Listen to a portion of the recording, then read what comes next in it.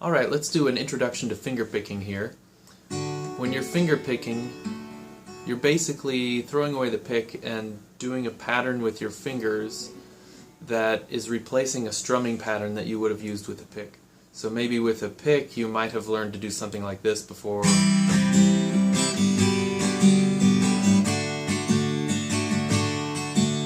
And once you learn that rhythmic pattern in your strumming hand, you can just apply the same pattern to every chord that you know, and you can play songs like that. So it's the same principle with fingerpicking. Once you learn a certain pattern,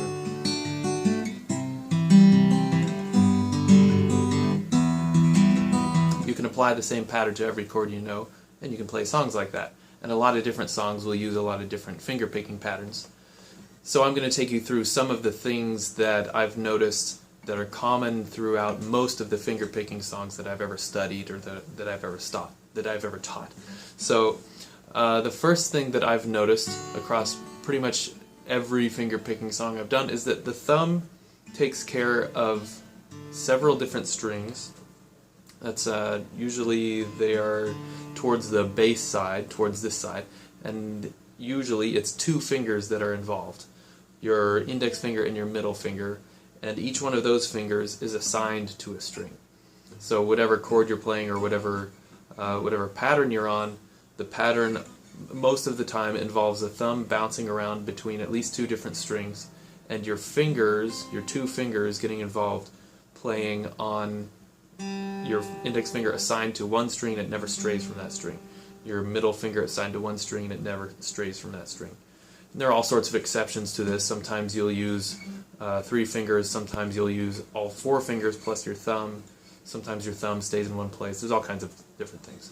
So the most common, the most conventional things, I'll teach some of those as an introduction here. So let's start it on a D chord. That's what I've got in my left hand. Mostly I want you to see my right hand in this. The chords aren't so important, but that's why I've got this angle here so that you can see what my right hand is doing. So when you start this, your thumb is going to be pushing down, your fingers are going to be plucking up into the palm of your hand. And when your fingers pluck up like this, ideally it's just your finger that moves, and it's not your whole hand like that. I'm exaggerating here, but you can look down at your own hand and see how much your hand moves versus how much it's just your finger moving, because that's all you want to happen there. When we do this pattern on a D chord, we're going to assign your thumb is going to take the open D string, it's going to take the D string and the G string. And it's going to be pushing down on both of those two strings, just back and forth like this. So try that for a minute. In your fretting hand, you're holding a D chord, and in your picking hand, your thumb is just getting the D and G string back and forth. And notice something about my thumb, it's out in front of my fingers. When my fingers are doing their job, I want them to be able to come straight into the palm of my hand without the thumb in the way. So try not to end up like this, where your fingers are out in front of your thumb, like that. They get in each other's way a lot when you're like that. If you put your thumb out in front of your fingers, and just for training purposes, exaggerate it as much as you can, so you're playing kind of awkwardly like this, so that you can get used to what that feels like, and then you'll be more comfortable in this more conventional position where your fingers go straight into your hand and your thumb is doing the work out front like this. So your thumb is pumping away on those two strings. Next we're going to add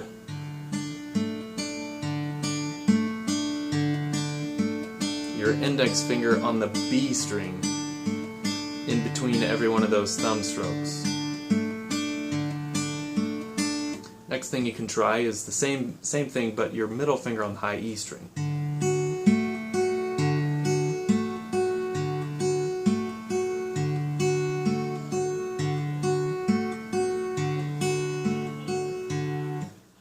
Now here's something else you can try. Pinching your thumb and your middle finger at the same time on the outer notes. So the D string and the E string. And your thumb keeps going, but you're pinching on that first note. So your thumb keeps going back and forth between those two strings.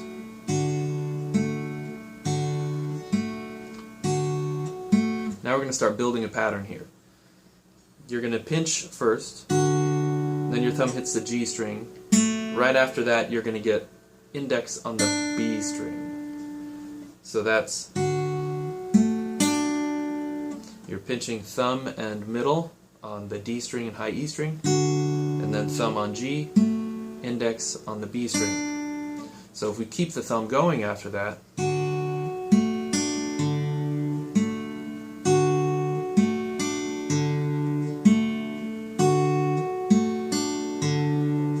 the thumb just gets two more notes right after that little pattern. So this is what you want to work on repeating. Pinch, thumb, index, thumb, thumb. Pinch, thumb, index, thumb, thumb.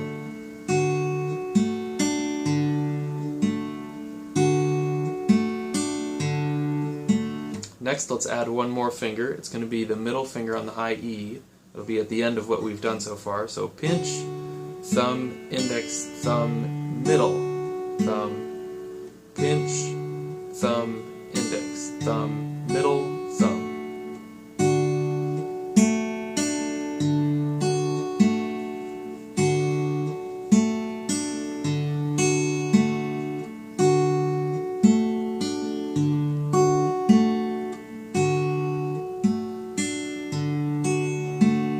If we speed that up a little bit, work on it over time and you'll be able to play it faster.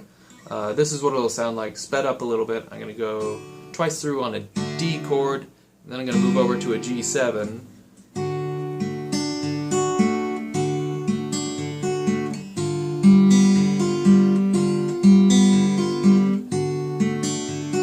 Back and forth. D and G7. G7 is just first finger on the first fret of the first string, that's it. Everything else is open.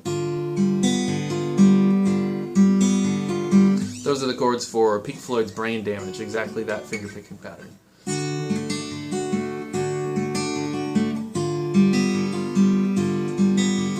The rest of the song has more chords, but I'm not here to teach you that song, just the pattern. So once you learn that pattern, you get used to it, you can apply it to all the other chords too. When you apply it to different chords, you'll want these fingers to be on different strings, because not everything just uses those same strings as the D chord. If we move it to, say, a C chord, move these fingers, your thumb and these fingers, all of their assignments, one string towards the ceiling. So one string lower in pitch. So now your thumb is going to be going back and forth between the A string and the D string. And these two fingers, the index is now assigned to the G string, and the middle is assigned to the B string. That's actually the most common places for them to be assigned. The D chord is just an exception because it only has 4 strings to it. So now we're going to be going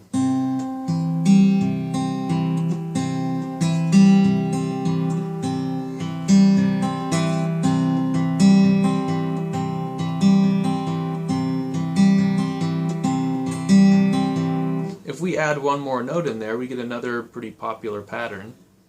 We're going to go right here. Another index right at the very end. So it's pinch, thumb, index, thumb, middle, thumb, index, pinch, thumb, index, thumb, middle, thumb, index.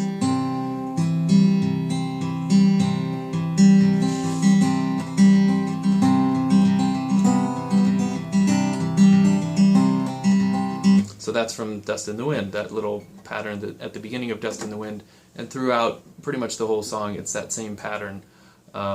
The thumb pumping back and forth at that even tempo, and then the fingers are just grabbing notes here and there in between the thumb notes, usually except for that pinch when it gets right on the thumb note. So when you've got a C chord, or an A chord, or an A minor chord, those will all be the same, fingering-wise. When you move down to have 6-string chords that include notes in the low E string, like a G,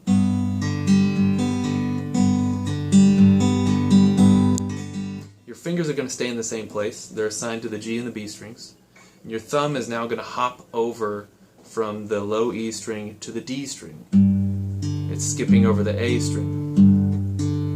So when you do this, if you play a G chord normally like this, with that finger on the A string, you don't need it there anymore. It's pointless if you're finger picking and you're never going to hit that string on a G chord.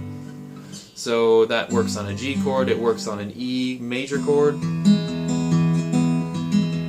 on an E minor chord, any other chord that you know, basically you want to take your lowest note is the lowest note in the chord. Your thumb is hitting that on the first beat. Your two fingers are going to be assigned to the G string and the B string, with the exception being if your chord only has 4 strings in it, like D. D is the exception that we started with. So your two fingers are assigned to G and B strings, and your thumb is hitting the lowest note in the chord first, and then the D string second. It's the D string always.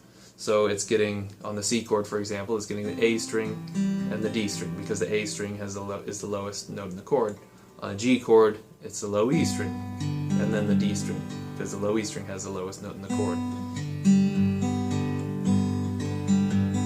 So there are lots of places you can go with this. The first place you should go is just take some chord progressions that you know, some songs that you already know.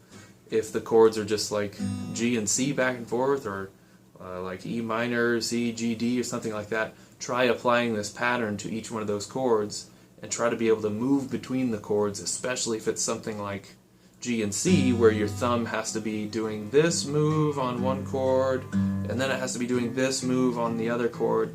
So you have to make these tiny tweaks in the finger picking pattern in order to move between the chords. It's not exactly like strumming, where you can just strum exactly the same way on every chord and it always works. You have to make little tiny changes to the pattern, but the muscle memory is still there to get you through it every time. Good luck!